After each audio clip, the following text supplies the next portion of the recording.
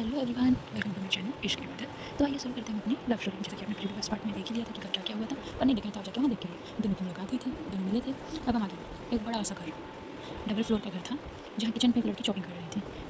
पीछे से बड़ी हॉट लग रही थी, बड़ी सेक्सी बॉडी थी उसकी। चॉपिंग करते करते आवाज़ लगाती, राहुल कम यार बेबी, जल्दी आओ। राहुल यानी कि उसका छोटा भाई। जी बताइए दीदी, क्या हो गया? मम्मी को बुला के लेके आओ। राहुल गया अपनी मम्मी के कमरे पर, उनको वहाँ से लेके आ रहा था, तभी घर की बेल बजी। बेल 2 से 3 बार बजी। आदित्य बोलती, आ रही हूँ गाइस, रुको जरा, कौन है यार, आ रही हूँ, सब्र तो करो। वैसे ही उसको पसीने में भीगते हुए वहाँ से सामने उसने गेट ओपन किया, तो वहाँ खड़ी थी एक लड़की, काफ़ी सुंदर सी वाइट कलर की, उसने काफ़ी सुंदर सा सूट पहना हुआ था, ओपन हेयर थे उसके, पिंक लिप्स, उसकी आँखें जैसे कि मैंने पहले बताई, काफ़ी अच्छी थी पूरी पूरी उसकी आँखें। वो बोलती है, जी गुड मॉर्निंग मैम, मैंने एक्चुअली यहाँ रूम रेंट के लिए बात किया था। आदित्य तो पहले उसको देखते ही रह गई थी, फिर बोलती है, एक्सक्यूज़ मी मैम, मैंने रूम रेंट के लिए बात किया था।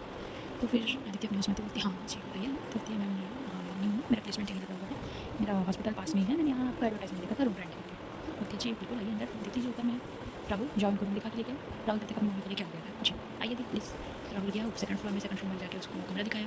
कमरा काफ़ी सुंदर था, लड़की कमरा देख के बाहर आया। मैम एक्चुअली मुझे रूम काफ़ी अच्छा लगा है, आप चाहो तो मैं शिफ्ट कर सकती हूँ। ठीक है, शिफ्ट करने से अपने कोई डॉक्यूमेंट्स मुझे दे दीजिएगा, और आप कहाँ से हो मुझे बता दीजिएगा, किसके साथ शिफ्ट कर सकते हो, आप कोई प्रॉब्लम नहीं होती। ऐसे ही बात करते करते वो वहाँ से चली गई नहीं, रिया वहाँ से चली गई। आदित्य बस उसके बारे में सोच रही थी कि मैंने इसको फर्स्ट टाइम मिला, फिर ये मेरे ही घर में कैसे। फिर वो अपने दिमाग से ख्याल को निकालती है, पर इसके बाद अपने अपने भाई के साथ ब्रेकफास्ट करने लग जाती है।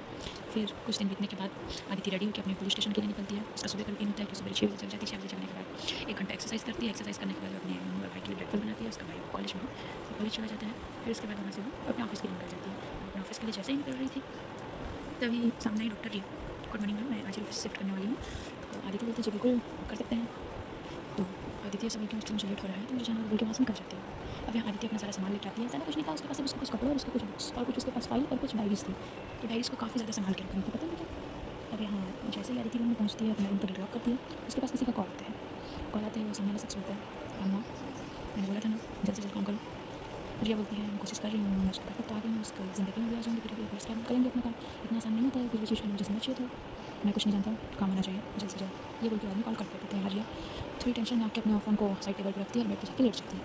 अभी किस काम के बारे में बात करते हैं, तो हम आगे जाएंगे। वहाँ दूसरी ओर जो आदित्य थी, वो किसी केस के सिलसिले में किसी बच्चे की मिसिंग रिपोर्ट्स थी, उसके लिए वो उनके पेरेंट्स से कर रही थी, उनसे बातचीत कर रही थी। देखते देखते सारा दिन निकल जाता है। आदित्य आती है वापस, तो आदित्य आती है तो जो रिया थी, रिया ने अपने लिए लंच ऑर्डर किया था बाहर से। तो वो देख लेती है आदित्य की मॉम, तो आदित्य की मॉम बोलती, बेटा ये क्या है, तुम हमारे साथ लंच कर सकते, हमारे साथ डिनर कर सकते हो, तुमको बाहर से ऑर्डर करने की कोई ज़रूरत नहीं है। नहीं आंटी, इसकी कोई ज़रूरत नहीं है, मैं आप लोग को तकलीफ नहीं देना चाहती, ये डॉक्टर रिया ने बोला था। तो फिर आदित्य की मम्मा बोलती है, नहीं इसमें तकलीफ वाली कोई बात नहीं, तुम मेरी बेटी जैसी हो, हमारे साथ रह, तुम्हारे परिवार का हिस्सा हो तुम हमारे साथ लंच कर सकती हो, खाना मत खाओ बाहर का, ठीक नहीं होता। आदित्य रिया के लिए भी एक प्लेट लगा। अब आदित्य अपनी मॉम को देखते, पर अपनी मॉम के सामने कुछ नहीं बोलती, क्योंकि अपनी मॉम को बहुत ज़्यादा मानती है। वो बोलती है, जी मॉम, अगला काम है। फिर वहाँ पास बैठ के सब चारों डिनर करते हैं, डिनर करने के बाद अपने अपने कमरे में चले जाते हैं। अब आदित्य, उसका कमरा एकदम डार्क रूम, लाइट की नाम किसी पे थी सी रोशनी में, येलो कलर की लाइट जल रही थी। साइड में एक बेड रखा हुआ था, पूरी तरीके से कबर्ड, किताब अलमारी किताबों से भरी हुई थी, हर तरफ बुक्स, हर तरफ किताबें ही किताबें थी, अलग अलग प्रकार की किताबें थी। उसकी कुछ फोटो लगी हुई थी। वो जाती है, लाइट ऑफ करती है, धीरे से लेट जाकर अपने बेड में जाके लेट जाती है। लेटने के बाद जो अपने केस के बारे में कुछ सोच रही थी, सोचते सोचते सो जाती है। यही इनका डेली रूटीन होता है। डॉक्टर रिया अपने हॉस्पिटल जाती है, अपने हॉस्पिटल में अपना काम करके वापस आ जाती है। अब देखते ही देखते लगभग 1 महीना निकल गया। और डॉक्टर रिया के पास फिर हॉस्पिटल में थी। डॉक्टर रिया शाम के 6 बजे कॉल आता है, तुमने कुछ दिन को बोला था 1 महीना हो चुका है, तुम क्या कर रही हो? मैं कोशिश कर रही हूँ, मुझे और वक्त चाहिए, जल्दबाजी में कोई चेंज नहीं हो सकता, आप समझते हैं कि मुझे परेशान कर रही हूँ बार बार, प्लीज़ ट्राई टू अंडरस्टैंड। बोल के गुस्से में डॉक्टर रिया कॉल कट कर देती है। अब वो कुछ सोचती है, ये क्या सोचती है, अपने आगे देखिए। डॉक्टर आदित्य अपने घर आ चुकी थी। अपने घर आने के बाद डॉक्टर आदित्य डिनर बना रही थी। डिनर में सर्व थे, पर डॉक्टर आदित्य लंच में ब्रेकफास्ट तीनों चीज़ वही बनाती थी, बना रही थी। जैसे उसने डिनर बनाने के बाद अपने कमरे में फ्रेश होने लगी, तब तक डॉक्टर रिया भी आ गई थी। चारों बैठ के लंच कर डिनर कर रहे थे। जैसे ही डिनर करने के बाद डॉक्टर रिया अपने कमरे में चली गई। डॉक्टर आदित्य आज थोड़ी सी परेशान थी किसी चीज़ को लेकर, वो गई थी टेरेस पे जाने के बाद वहाँ बस खड़ी हुई थी, खड़ी होकर सोच रही थी किसी चीज़ के बारे में। सोचते सोचते उसने अपने पॉकेट से एक सिगरेट निकाली।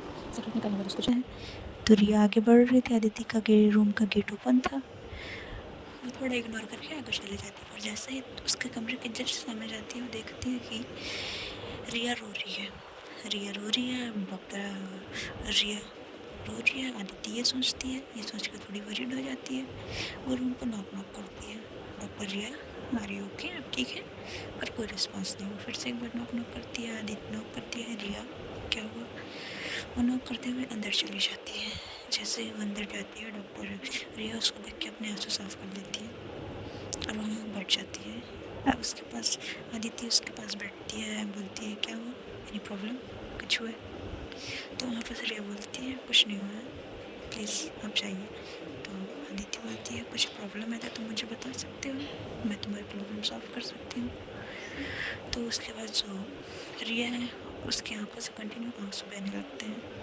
तो जो आदिति थी वो उसको थोड़ा सा कंसोल करने का थोड़ा सा उसके करीब आती है, हल्का सा उसके करीब आती है, अपने थंब से उसके आंसू को साफ कर रही थी। बोलती है रिलैक्स डॉक्टर रिया, क्या हुआ है, आप मुझे बता सकते हैं, कुछ भी प्रॉब्लम है आपकी हेल्प करूँगी, बोल के जो आदिति थी उसे कंसोल कर रही थी।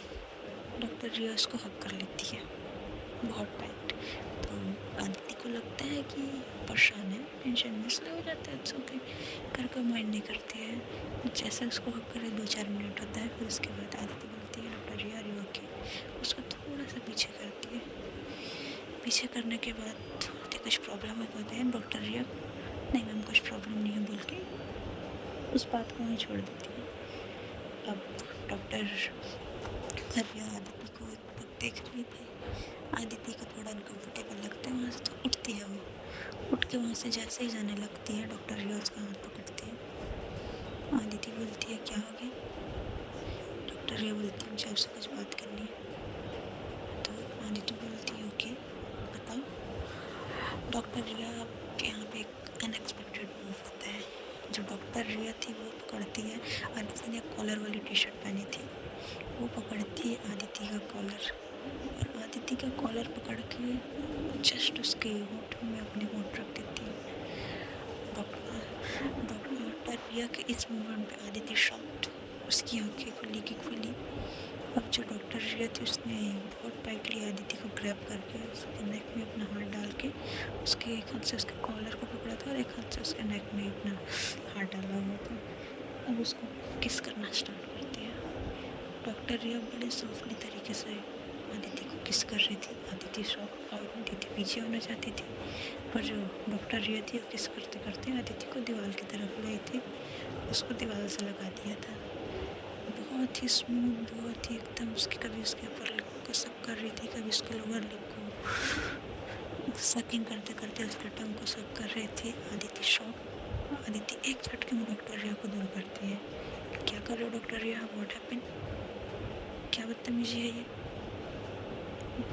मैम कोई बदतमीजी नहीं है, प्लीज़ ट्राई टू अंडरस्टैंड, बोल के जो डॉक्टर रिया है वो आदिति को फिर से उसके क्लोज जाने लगती है उसको पकड़ने के लिए। आदिति बोलती है डॉक्टर रिया आई थिंक आप ठीक नहीं है, मुझे यहाँ से जाना चाहिए, बल्कि जैसे